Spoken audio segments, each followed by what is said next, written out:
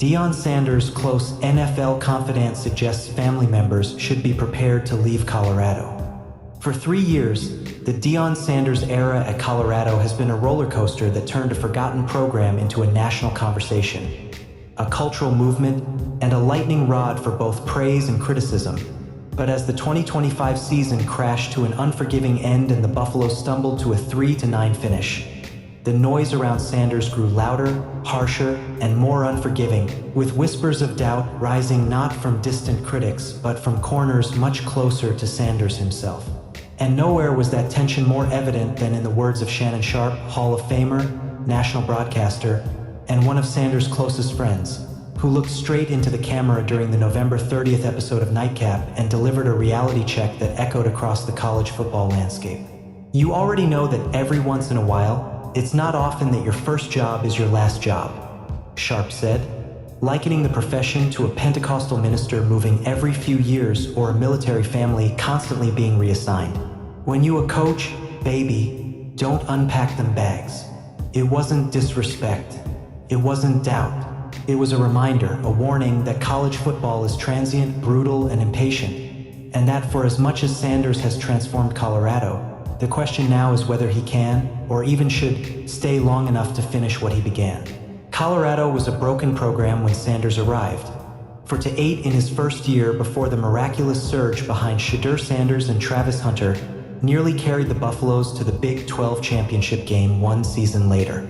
But when both stars jumped to the NFL, the roster cratered. The offense became a shell. The quarterback position became a revolving door of uncertainty and inconsistency. Colorado cycled through 3 different quarterbacks. The run game evaporated. The offensive line flattened. And the Buffaloes, once the college football story of the year, became a team that collapsed brutally, painfully, publicly, undone by holes even Sanders couldn't patch on the fly.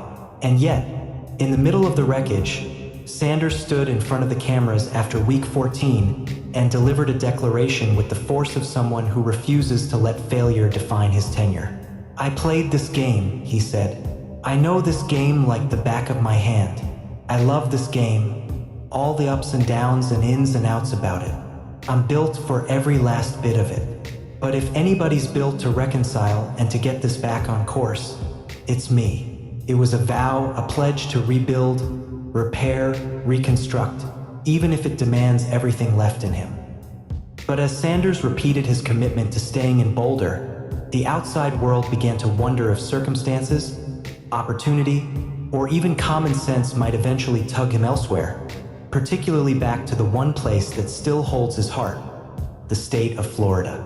Because while Sanders has never explicitly said he wants to leave Colorado, he has never hidden where his deepest recruiting pipeline lies, where the players he trusts, the coaches he knows, the families he relates to, and the culture he thrives in all life. Florida, Brian Shibley of the Sporting News wrote, highlighting the one factor USF can offer Sanders that Colorado cannot. He loves coaching Florida players. He trusts Florida players. He recruits them every chance he gets. Of Colorado's 10 commitments in the 2026 class, 3 are from Florida. Only 1 is from Colorado. And the contrast in class rankings, 98th for Colorado, 58th for USF, tells its own story. It is no secret that Sanders strongly considered the USF job before choosing Colorado. The hiring timelines practically overlapped. And now, with Alex Golesh departing for Auburn, the Bulls are suddenly without a head coach and positioned far better than the program Sanders inherited in Boulder. The rebuild in Colorado is steep, unforgiving, and emotionally draining. The rebuild at USF, by contrast, is smoother, clearer, more contained. Sharpe's warning about not unpacking bags wasn't speculation. It was recognition of how volatile this profession is and how quickly circumstances can change. And the combination of Sanders' connection to Florida, his frustrations with Colorado's inconsistencies, and the mounting pressure from fans and media has created a landscape where the question isn't whether Sanders is committed, but whether the environment around him will test that commitment more than ever. Still, none of this noise changes the truth at the center of Sanders' message. He believes he can fix Colorado. He believes he is built for this moment. His words weren't those of a man looking for the exit. They were the words of a man stubbornly gripping the wheel even as the road shakes beneath him.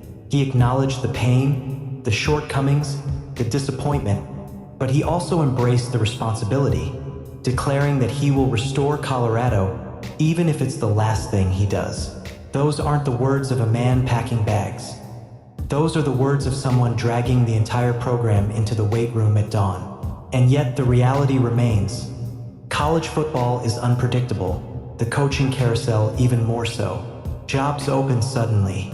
Opportunities disappear suddenly. Rebuilds accelerate or collapse based on a single hire, a single signing, a single injury. And Sanders, always ambitious, always driven, always aware of his own legacy, must now decide whether the uphill battle in Boulder is the one he wants to fight for the next chapter of his career. Colorado loves him. Colorado needs him. But Florida calls to him in ways geography cannot measure.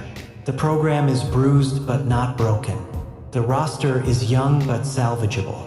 The question now is not whether Sanders is capable, but whether he can or should rebuild in Boulder while tempting, easier, more familiar opportunities rise elsewhere.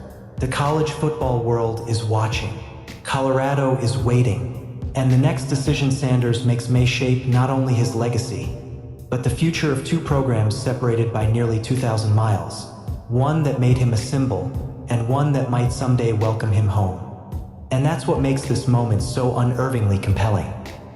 Deion Sanders is standing at the crossroads of identity and opportunity, loyalty and logic, heart and ambition.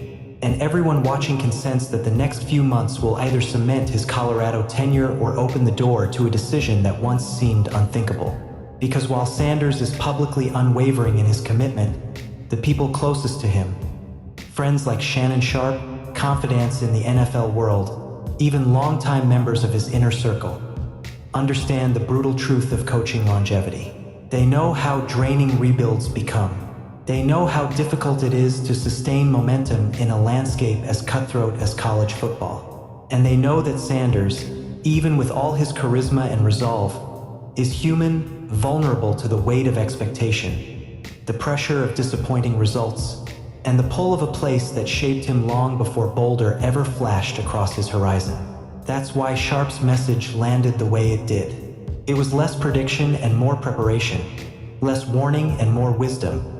A gentle reminder to Sanders' family that this profession rarely allows roots to grow deep before the winds shift again. The irony, of course, is that Sanders is fighting with everything he has against that instability, preaching continuity, demanding accountability, promising that the next version of Colorado football will reflect his vision more clearly and more completely than the one that just collapsed over the past 3 months.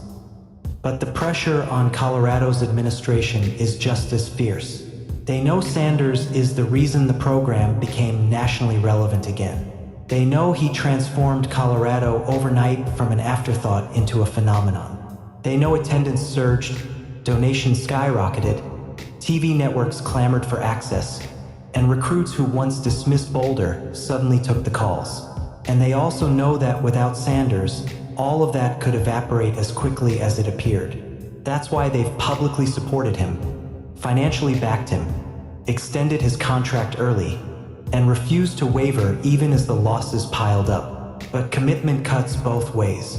Sanders must now decide whether he trusts Colorado to invest at the level required to complete the climb he envisions. The infrastructure, the NIL backing, the recruiting resources, the assistant pool, the staff autonomy. If Colorado matches his ambition, he'll stay and fight until the program resembles the powerhouse he believes it can become. If not, the temptation of a return to Florida, to a place with cultural familiarity, recruiting pipelines, and emotional resonance, may not be so easily ignored.